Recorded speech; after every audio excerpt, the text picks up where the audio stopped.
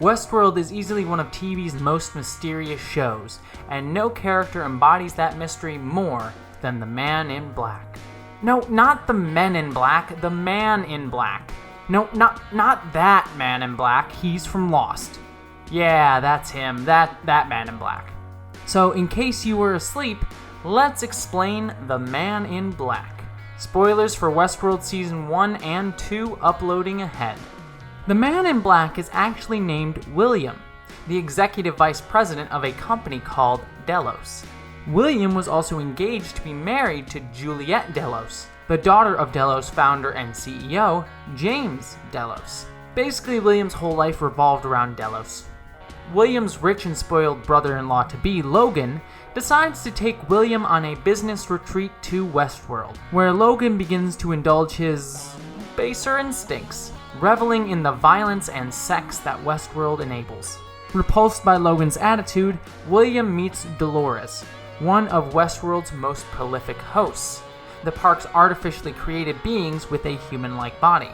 William sets off on an adventure with Dolores, seeking out the answer to the mysterious maze, a puzzle that lies hidden deep within Westworld.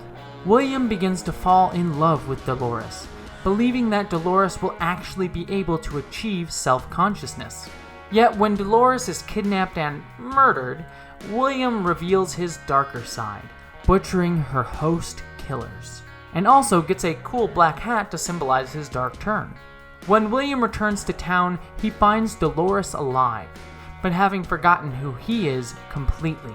Disillusioned, William begins to see Dolores as only an object. That certainly won't come back to haunt him later at all. Yet, William returns to the real world with a new confidence, and convinces James Delos to invest in Westworld. And James and William use the park to gather data on its guests.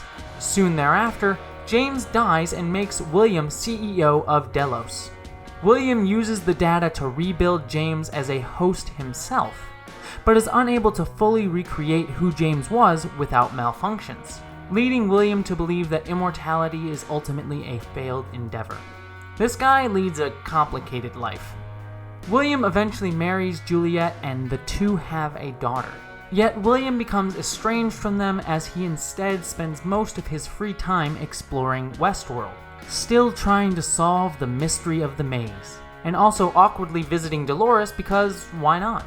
With each visit, William becomes crueler, until eventually his wife kills herself after seeing his actions in the park.